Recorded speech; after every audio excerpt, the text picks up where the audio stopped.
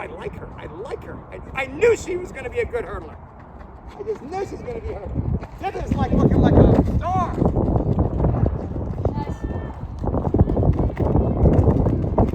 Just like that.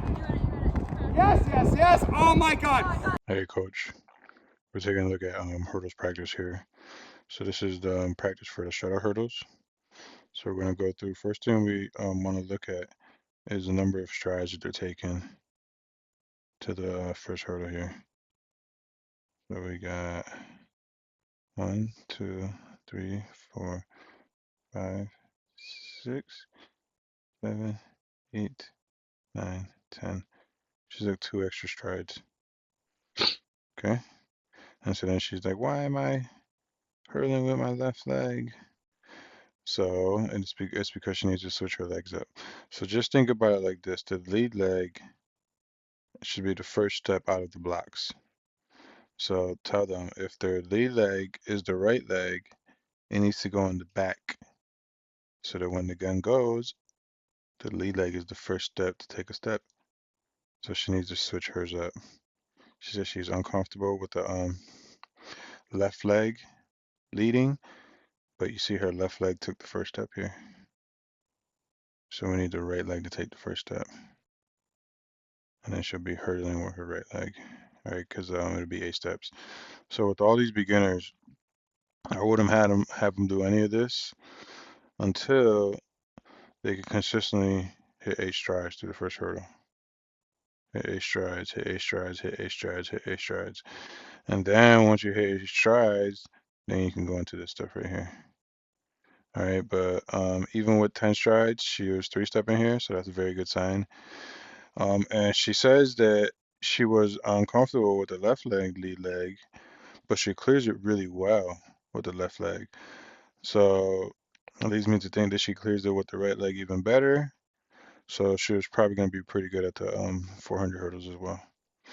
All right, now looking on to the next girl here, Mackenzie, we got 1, 2, 3, 4, 5, 6, 7, 8, 9, 10. Same thing. Took too many strides. 2 steps too many. Should be 8 steps. So before anything else, line up and get 8 and get reps. Making sure we got 8 strides here. Should be big, powerful steps. They should be charging it like they're gonna tackle the hurdle. That's the energy that needs to be into these 8 steps. All right, so that's what she needs to focus on too. Hurdling is good, but before we can really look at the hurdling, we need to make sure we got the 8 strides down. All right, next girl, we got Ditika here. We know she's been taking 8 strides. Let's see. 1, 2, 3, 4, 5, 6, 7, 8. Good job.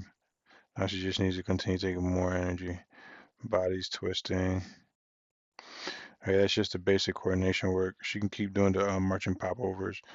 I say her popover should be, if this is 30 inches, and we should be at 27 inches for marching popovers. It's getting better, but we just need a lot of reps. A lot of reps, a lot of reps, a lot of reps.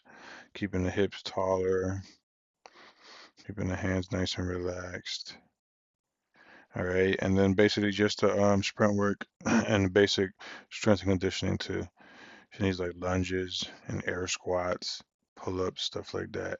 And it's gonna go a very long way and helping the overall athleticism and sprinting. So won't just improve the hurdling. Her 100 and 200 and 400 and 404, all that stuff will improve as she goes getting stronger in the weight room and improving the basic sprint mechanics.